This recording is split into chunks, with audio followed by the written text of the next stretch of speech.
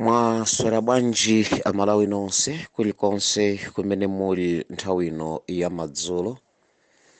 Lero pa 16 May 2023 ndikufuna ndikupatseni moni. Ikhali pa 15 May 2023 ndikufuna ndikupatseni moni okondedwa pamene nthawi yanga ikuti 22:48 imene pafupifupi ndi 12 minutes to 11 kuthamangira kuti tifikeno pa chimake penipeni pa usiku. Madzulo ano anthu ambiri mwina mwakhala mukudabwa kunena kuti Mphepo sakuyankhula, Mphepo sakuoneka, chikuchitika ndi chiyani? Okondedwa, ndikufuna ndikuthokozeni kwambiri chifukwa nthawi zambiri anthu timakhala ndi malingaliro, timakhala ndi mtima timverero kunena kuti Comrade Richard Mphepo ayankhula zotani, anena zotani. Chifukwa cha chimenecho timalimbikitsika kwambiri, koma tikufuna tikunyadireni kwambiri kunena kuti ineyo nthawi zambiri ndimabwera pano kufuna kuyankhula, kudziwisa mtundu wa Malawi, kutsegulana zikope, kunena kuti tidziwe zinthu zokhazokhazo zimene ndimakonda kulongosola kunena kuti amalawi mudzidziwe, chifukwa kumadzikoku kunjaku kukuchitika zinthu pachichewa chomveka bwino timati zolothola, zinthu zonena kuti simungazimvesese yayi. Ndiye lero ndabwera ndi mutu umene ndikubwera nawo, umene kwambiri tikufuna tifotokoze mawu aja onena kuti si onse ameneno ali olemekezeka amene angakhali olemekezeka. Mawu omwewa muchizungu timafotokoza kunena kuti it is not all honourable men that they are honourable. Not all honourable men are honourable. Tichikonze motero. Not all honourable are honourable. Si onse olemekezeka amene ali olemekezeka. Zikomo kwambiri. Pamutu umene ukwambiri ndi chulapo nkhani zingapo zimene ndikungofuna kunati ndizifotokoze. Koyambirira okondedwa tithokoze chifukwa chonena kuti amalawi takhala mu nthawi imeneyi mchaka chimene cha 2023 for the first time kuona kunena kuti amalawi akusangalalira tsiku la tate wa dziko lino amene adatisiya Hastings Kamuzubanda kulisangalira tsikuli. Komano nkhani ndionena kuti kodi Kamuzu ndi ndani? Nanga pamene tikukamba za Kamuzu ndi ndani, tifuna tidziwe kuna kuti kodi mwa Kamuzu timaphunziramo chiyani? Kamuzu ndi ndani? Mwa Kamuzu timaphunziramo chiyani? Chifukwa tukunjaku kunali kudiokoleza munjira zosiyana-siyana. Anzathu okonda za zipani awa aonetsera mbali yawo kunena kuti ayi anthu kubwera kwa president Lazarus Chakwera kwathandizira kunena kuti anthu adziwebe kunena kuti ayi mzimu wa Kamuzu ukugwira ntchito. Dele mazifunsa kuti mizimu ya malemu Ngwazi Hastings Kamuzubanda ikugwira ntchito eti?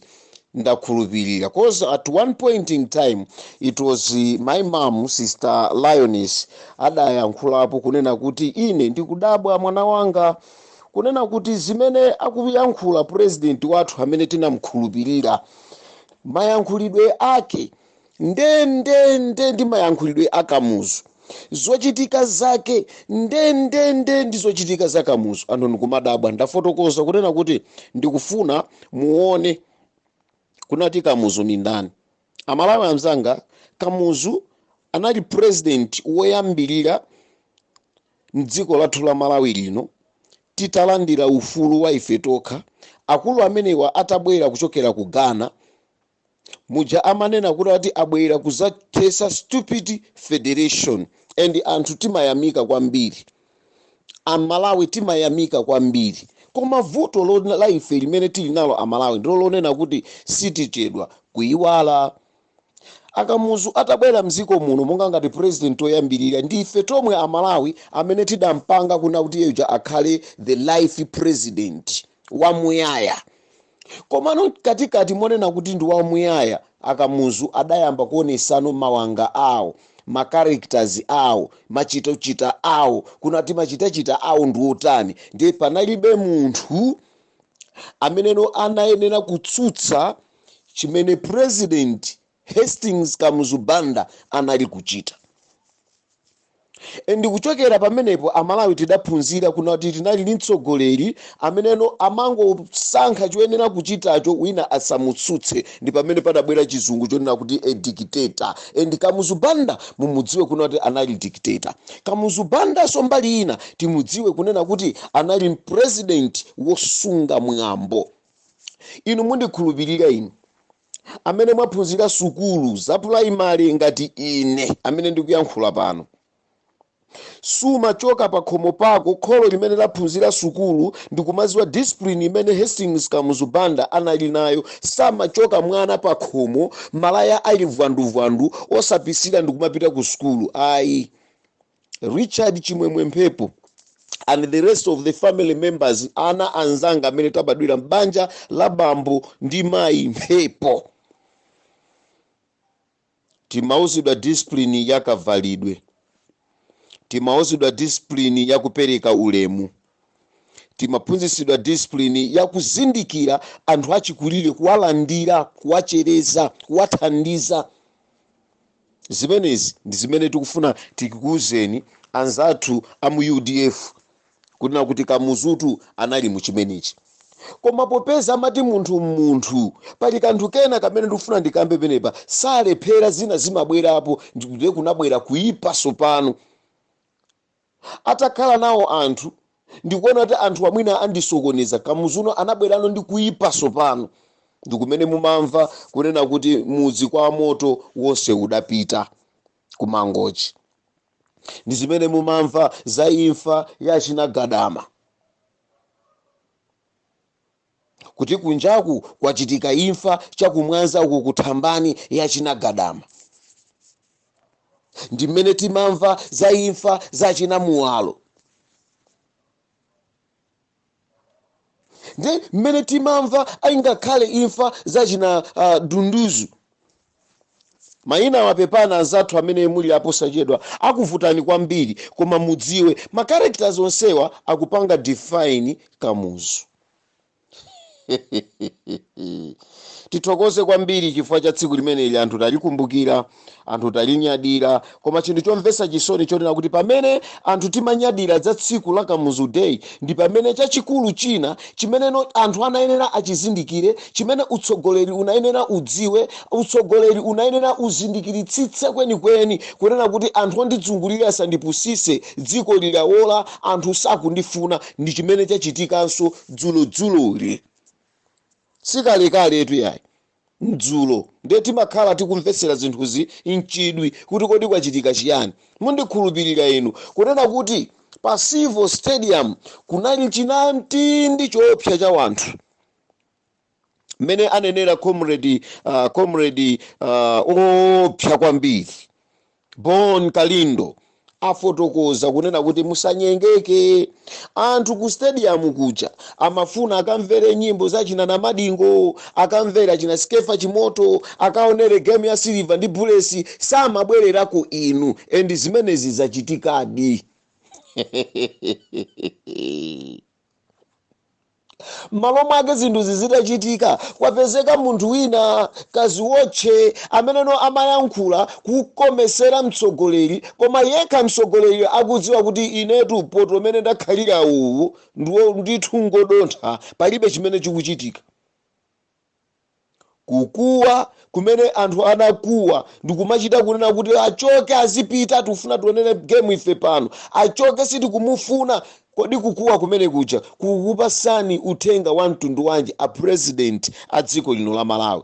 pambali ponena kuti anduna anu azachinyamata kaya ndi achinyamatanso kuchipani afuna kudyokoleza kukhala ngati zinthuzo ndi zanomo, pamene anthu aja nokha ndi khutu lanu mwamva zonati chipongwecho chimabwera kwa inu.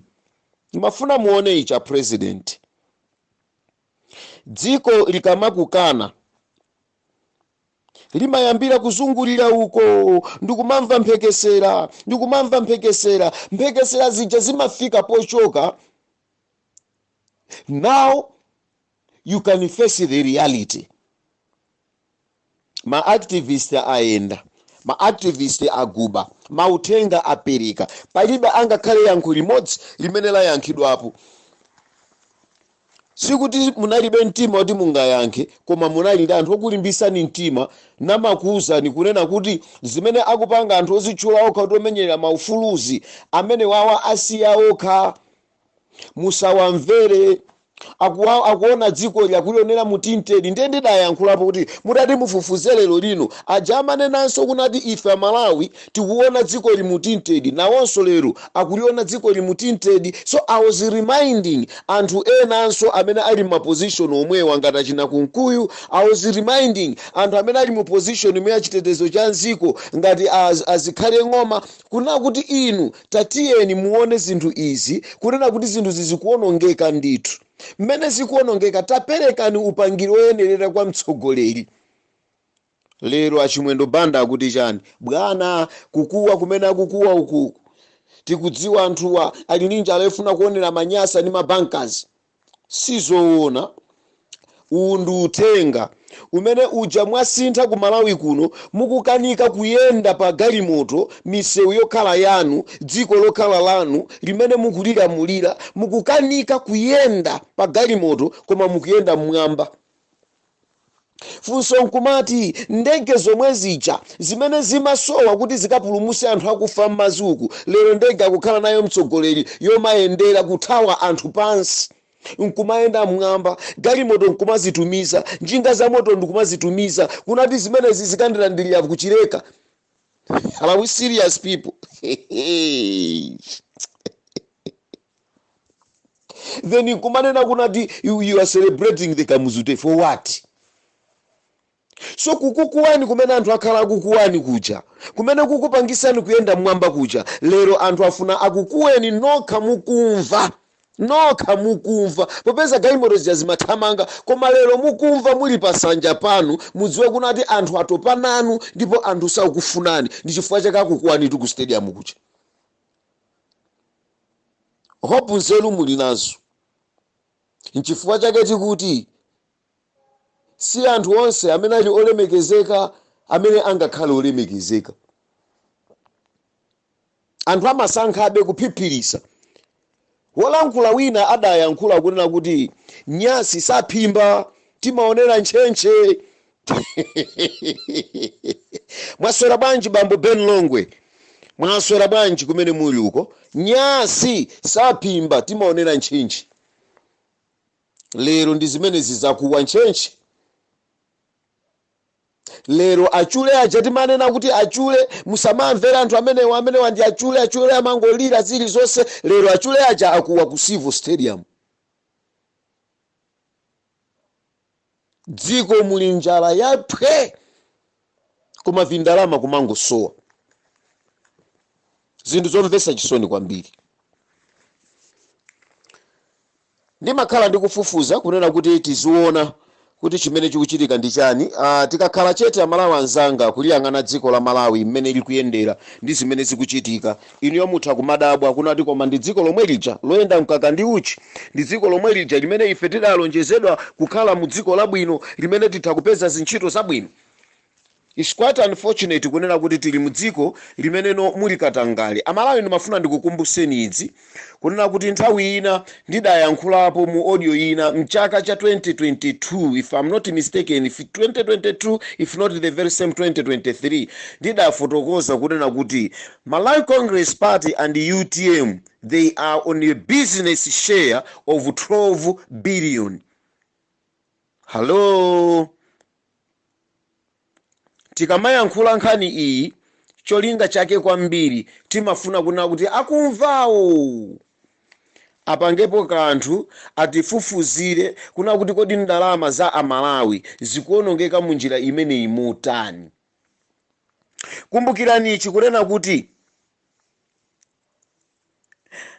akanganya awa amutonse alliance komanso ma key partners Amalawi Congress Party as well as UTM adafika pajaponena kuti zochitika zawo sizikupereka chilimbikiso ku dziko. Ndimaona ka klipi kena akufunsana achewa mchigawo chapakati, ndiye akufunsa kunati kodi inu dziko lyakuyendesa ndani, ndiye wina akuyankha kunati kodi iwe sudziwa kuti dziko lyakuyendesa ndiwa kuti koma uli Malawi muno, ndiye akuyankhula mawu onena kuti awuzeni ayimise ndisikemu. Lero lino dziko la Malawi pamene lafika apa mponena kuti titha kutulukamo tokha, kutulukamo kuna kuti ayi zinthu sizili bwino. Ndeno pamene tikunenera zimenezi ndimafuna muone izi kunena kuti kudachitika chitsabwira chimene timayembekezera kunena kuti anzathu awa aku Anti-Corruption Bureau athandiza ndi kufufuza ma fake companies amene adapindula ndi ndalama za nkhaninkhani zimene ndifuna ndizitchule apa mopanda mantha, mosanjenjemera, koma kukamba chilungamo, chifukwa kumapeto kwake ndimadikirira maripoti kuti tidziwe chifukwa no makampaniwo akunka akuchulukira kuchokera ku the investigators@gmail.com, investigators.news.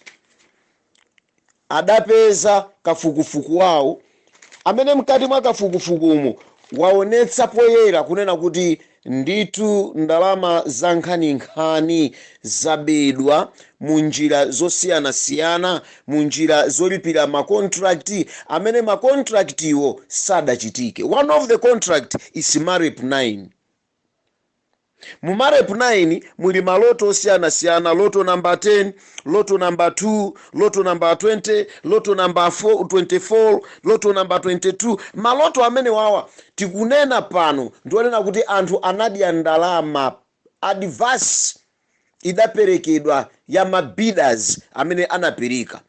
Ndipereka mmangu ma figures wamwina anthu tidaiwala zimenezi muone nanga chifukwa chani ndikufuna ndikukumbuseni izi nkhani ndikubwera nayo chifukwanso cha zimene yafotokoza FND. Nkhani ikubwera kunaso tifotokozere chifukwa chiyani nkhani ikubwera ndi chifukwa chonena kuti ndalama kuli fraud yaikulu kwambiri mdziko la Malawi, dziko losauka, pamenenso chiopsezo cha fertilizer posachedwa apa afika pa 100,000 thumba. Uja amatuzo ati tizigula 4,499 kwacha. Amene uja posachedwa amalawi fertilizer afika pa 100,000 bag. Tikwanisa pamene inu ndine tikuvutika kunati tipange struggle tipeze fertilizer, ndi pamene ndalama zokwana 12 billion zasowa. Ndimafunisisa kuti yakale yaikulu kwambiri, ndimafunisisa kwambiri audio yanga ikale yaifupi, koma I don't know kuti ndipange bwanji. Ukamba kunati at least 12 billion of the 21 billion has already been remitted to the suppliers. The money was paid between July and August 2022, with the suppliers expected to have been delivered by now. But as I'm speaking, there is nothing background.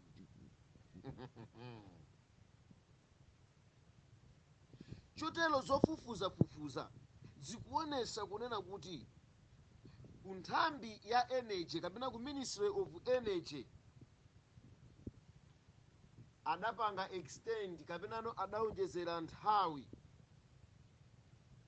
kunena kuti chitidwe umene uwu wa ntchito imene iyi uyambike mu 2023. Ndi nkhani ikubwera apa kuna kuti mukaziyang'ana mukazifufuza iniyo mukakhala chete ndi kuyang'ana anthu otuti kuti ndalama anatenga MAREP 9 project ikuti iyambe imene inayenera kuyamba July 2022, not July and August 2022, but as I'm speaking palibe china chilichonse. Ndiye deal yo idapangidwa extend kuna kuti ipite up to January next year, which is January 2023. Koma lero tanduzani kutiko kumene kuli contract imene ikupangaso marep kapena magesi akumuzi aja Malawi Rural Electrification Program ikuchitikira kuti mupeza kuna ati kulibe.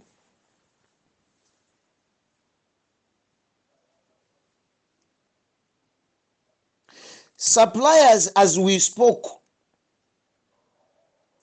they have their own blame to shortage of foreign exchange.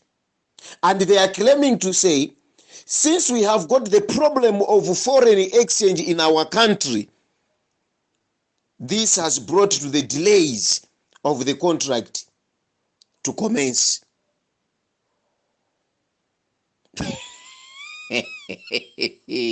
Tili kuyene chekomweko.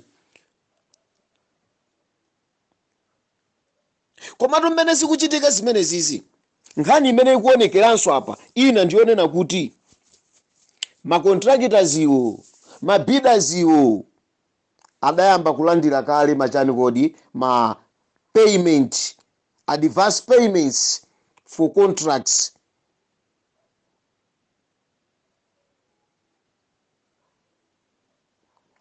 Now, my investigators ofufuzawa adapanga track 5 political connected contractors and found out that one had used his billion kwacha plus to buy vehicles, 2 vehicles.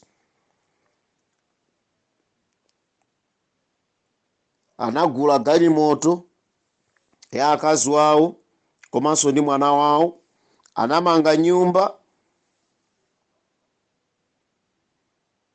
komanso akumanga an accommodation unit. Mutati muziyang'ane sinkhani yonena kuti ndalama zimenezi zikugwira ntchito kwina kulikonse tizipindulira Malawi, komano munthu akugula galimoto ya mkazi wake ndi galimoto ya mwana wake ndi kumamanga nyumba pa ndalama zimene akakhala chete ndi kumaziyang'ana akuziona kunena kuti ndalama zo forex kuno kulibe, koma yawo ya iwo anthu akubawa ikupezeka. 2 other political connected officials have also splashed their advances on vehicles, including trucks instead of project material. How dare you? Mwapasidwa ndalama zija andale ena kutenga ndalama zomwezo ndi kumakagulira magalimoto, kumagulira matruck, malo moti iwowa awina contract apasidwa advance payment of their contracts. Malo moti akagule materials zoti ntchito iyambike. What is their first priority?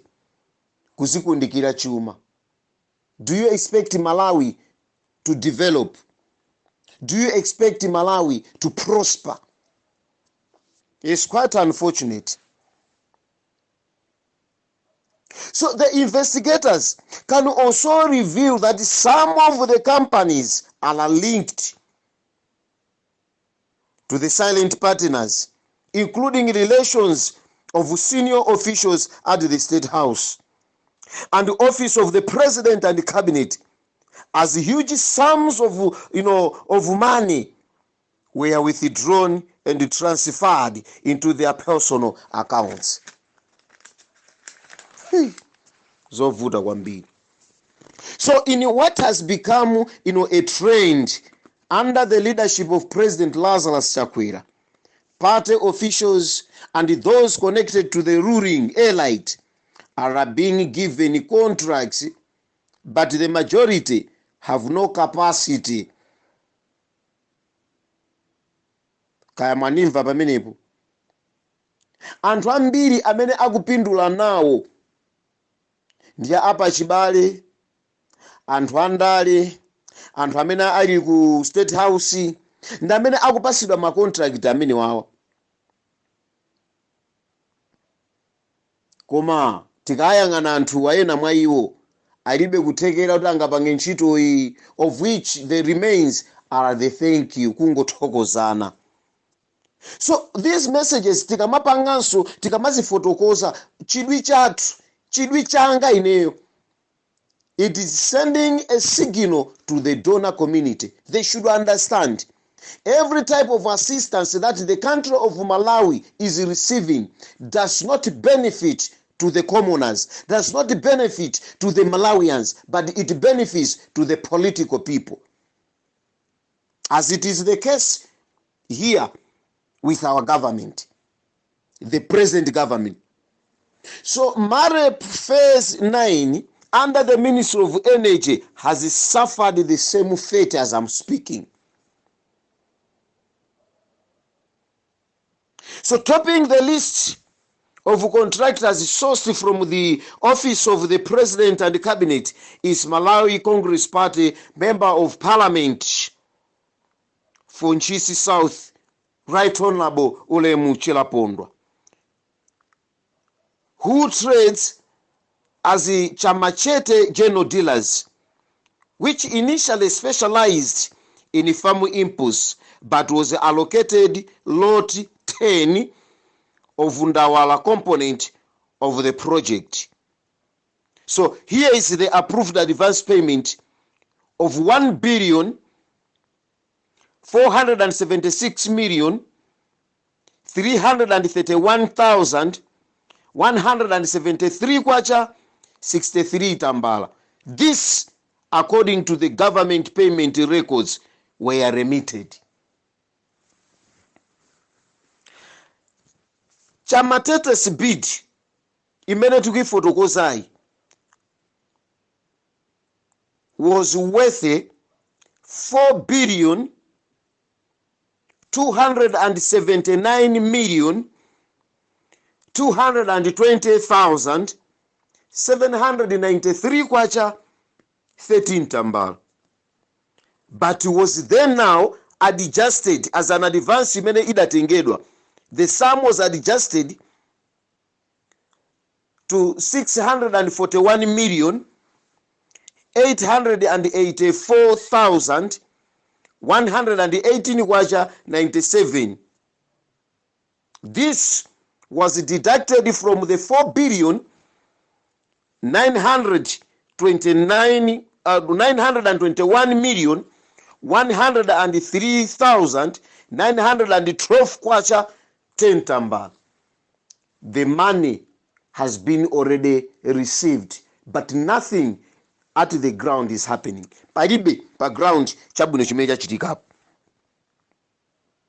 We have number 2, Sando Trading. This is Sando Trading belongs to Richard K. Ndolo. It is also under the very same, Ndawala project. They badged itself with a total sum of 1,070,127,336 kwacha 62 from each contract of 3,567,091,122 kwacha 27 tamba. So this makes the company the second highest paid in terms of remitted funds. The figure goes and goes and goes. Ndalama zimene ndikufotokozazi, ndalama imene kuoneka yochulukayo ndi imene idawina contract. Imene kuperekedwa yochepayo ndi advance payment, koma pa ground palibe china chilichonse. Yet tili ndi Anti-Corruption Bureau imene ikungokhala. The third highest advance payment at 943,539,071 kwacha 7 tambala. This was paid to Phoenix Investment, whose owner is listed as Miss Lawless Faith Chirwa for lot 26 on Mari phase 9. But Miss Lawless Faith Chirwa, the total bid for the company before it was revised, it was 3,143,130,236 kwacha 90 tambala.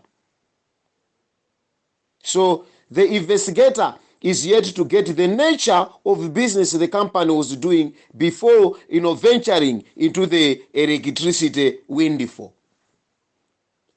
Kafukufuku adakali nkati ndimangofuna tifotokoze zimenezi. Akuluakulu kunja kundurama zikubedwa mnjira zosiyana-siyana. Ndeti kayang'ananso mbali inayi tikuonako presidential fraud ija imene kuchitikayi zinthu zitisangoona ngati zikuchitika mwaboza. Kudziko uku kuli zambiri zimene zikuchitika zimene noboma mukuchenjera kwake mukathali wake muthamba wake ukamachita akamaona kuna kuti ichi chikutumbuka cha anthu ationerera kwambiri akumakhala kaechere ndikuti tulusira kanthu kena kuti titanganibwe nako. Ndizomvesa chisoni Malawi kuna kuti tili dziko limene anti-corruption bureau sikutithandiza. List of names imene natuluka almost 86 names of people connected to corruption under the SATA case. Mpaka na lero anthu ake nkukhala atatu aja, nkukhala achilima, ndikukhala former inspector general ndi anzawo. Ndi zinthu zomvesa chisoni. Funso nkumati kodi anti-corruption bureau idadzuka pogwirira ntchito achilima okha kuti agwidwe? Mafunso amene tikhale nawo ndi amene owa Malawi onena kuti tizizifunsa.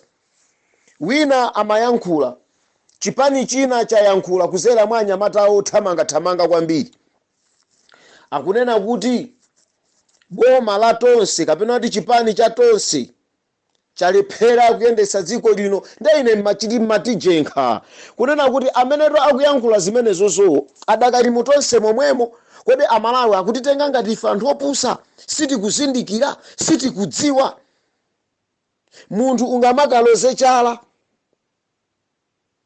komadi zoona kamba amabibira omtoladi eti iweyo uli momwemo mutosemo, chifukwa ndi mutosemo muli zipani 9 including afford ili mutonse momwemo.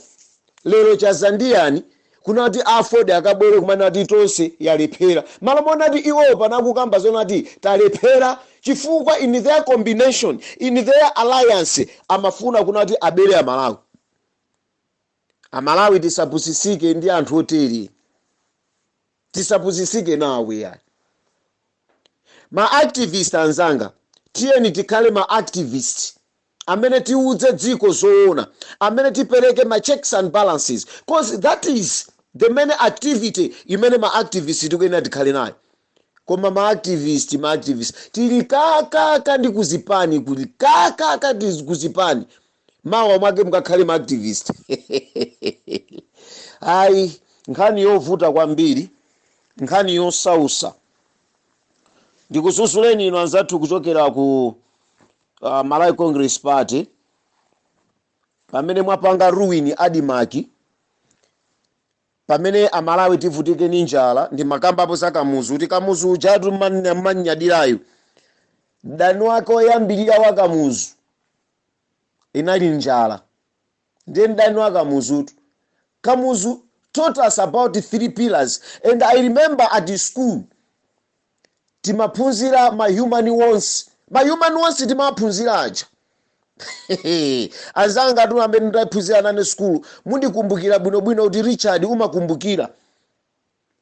Timayangana ma basic needs, that is commerce. Yeah, should be commerce. Tawi imeneyo kuli commerce pano tukuti business studies. Ku business studies yanu yachikulire imene mukuphunzira chinyamata athu timayang'anako zinthu zitatu zofunikira zimachulira unati ma basic needs, ndeti lima human wants, ndeti mayang'ana za food, clothing and shelter. Izi zitatu izi kamuzu adazikhazikisa kwambiri. lero chazandiyani mboma la Chakwera amene akunkumbukira kamuzubanda akulephera kupereka fudu kwa anthu awo ndi kukatseka adimaki achakwera. Then kumanena kuti ati you are emulating the life of Hastings Kamuzubanda. Are you serious? Pamene anthu akuvutika kulephera kunati apeze ndrama akagule materials oti akhale nyumba zabwino shelter akhale nayo. Pamene anthu akupanga struggle kulephera peza ma business oti agule zovala azivala clothing imene Kamuzu adatuza ati tikhale nayo ija tilibe. Ndikumanena kunati inuyo zona basi food, clothing and shelter zikhale za office of the president and the cabinet, the state house, the members of parliament, the political parties. Have shame. Just have shame and try to think.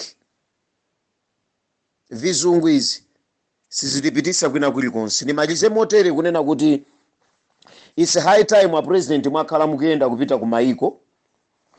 It is a high time a president atu. You have been moving, going to this direction, whether to Unga, whether maiko akunja kupita, and you have quite a number of consultation and meetings with high profile people, but you have been telling with your atolankani ndikumatuza Malawi kuna kuti a president atu anali delegation yanapita kwa kuti and anali kumano ndi anthu akuti kodi kufikira lero tatuza ni chanzeru. Something so tangible that you can tell us unati mutata kukumana ndi anthu osiyana kukambirana nawo ma foreign investors ndi zinazotero ndi chiyani chimene chapindulika Amalawi. Ndikusiyeni ndi funso limenelo. Pamene ndikusiyani ndi funso limenelo tisadikirira yankho kunati mutuuze kunati ndipindulanji limene labwera kuno ku Malawi pambali ponena kuti inu ndi president amene mmango kumana ndi anthu ndi kumagwirizana nawo zogwirizanazo koma kuti zibwere pa ground osabwera kungokhala mmatebulo mwanu komweko koma kuti zibwera Amalawi azona kuti zamakambirana zija nkhani ija ndi ayi titokoze tilinga chawesi otatsalika oziwa kuchifotokozera chinthu koma kufikira lero bridging ija ili kuti ndija tinamva anduna azachuma akutukwana ichi sili kuti leronso munali ku London uko mwabwera kumene kucha mukutipasaso chiyembekezo. Ife ndeta topatu tidikirire mabosa tokhaso tidikirire kubwera kwa Yesu ndetidikirira ziti zanu zikuyenderani mukakambirana akakupasani mtumba mwanu umozatheka mwasunga kuma account akunja komweko mukubwera kuno mukuzatuzana takambirana ndi anthu chaka chino cha namba 3 muli pa mpandu palibe ene foreign investor amene munakambirana naye awabwera ku dziko la Malawi ndikuona ati chitukuko chayambika kapena phindu lake lachitika ndetu ufuna mutiuze kunati kodi zimene zimukamapanga mumapusisa ndani. Ambuye akudaliseni Malawi nonse pamene mukumvera audio ipe pano kuti atalika. God bless you. Thank you.